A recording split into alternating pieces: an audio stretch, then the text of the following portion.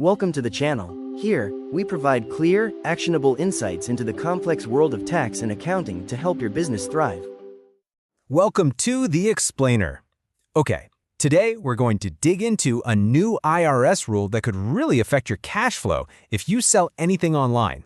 So if you're making money on places like Etsy, Stripe, or PayPal, you've probably heard all the chatter about tax rules changing.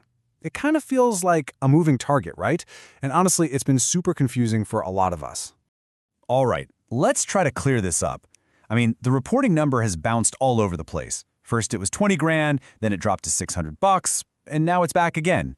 But in all that back and forth, a new proposed IRS rule actually clarifies a really important detail that hits online sellers and gig workers. Yeah, most of the talk has been about that 1099K form, and we've all seen those headlines. But today, we're going to zoom in on a piece of this that often gets missed, a little something called backup withholding. So what on earth is backup withholding? Well, to put it simply, if a payment platform doesn't have your correct tax ID, they're actually required by law to hold back a piece of your earnings, right now it's 24%, and send it directly to the IRS.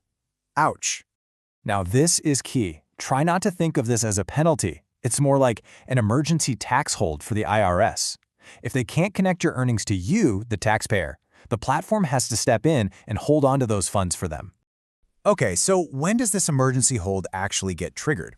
This new proposed rule lays out two very specific conditions. So, under this new proposal, backup withholding only kicks in if you cross both of these thresholds in the same year. We're talking more than 200 transactions and more than $20,000 in payments. It's not one or the other, you gotta hit both. The best way to really get this is to see it in action. So let's imagine a fictional online seller. We'll call her Maria. Let's say it's the 2026 tax year, and here's the important part. She hasn't given her tax info to the payment platform she uses. So Maria's having a fantastic year selling her crafts. By the time December rolls around, she's made 199 sales. She's right up against that first line, but she hasn't crossed it yet. And from those 199 sales, her total earnings are $19,500. So again, she's getting close to that second threshold, but she's still under both. So far, so good. No backup withholding has happened. But then, she gets a big order. A customer buys a custom piece for $501. And this one sale, well, it changes everything. And boom, just like that, with that single transaction, she has now crossed both thresholds at the exact same time. She's at 201 transactions and just a penny over $20,000. The rule is now officially triggered.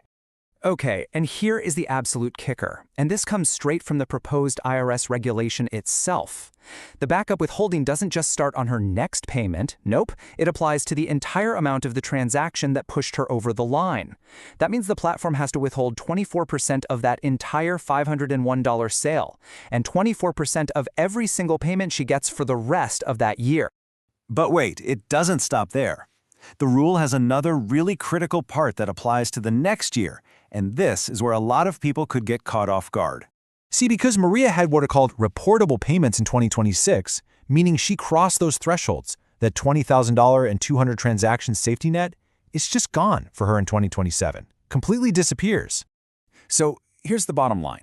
If Maria still hasn't provided her tax info, her payment platform is required to start backup withholding from the very first dollar she earns in 2027. There's no minimum, no threshold, no grace period the second time around.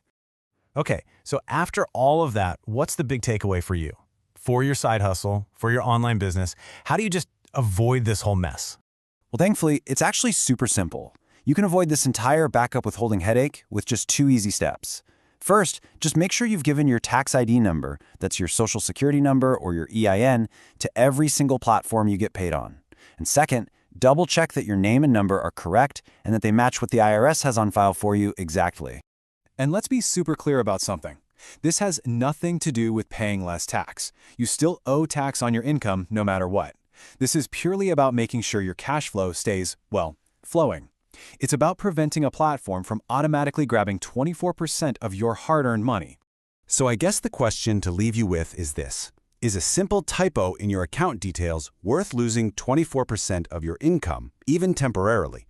It's probably a good idea to just take a few minutes, log into your accounts, and make sure all that info is up to date. It is by far the easiest way to protect your cash from this automatic hold.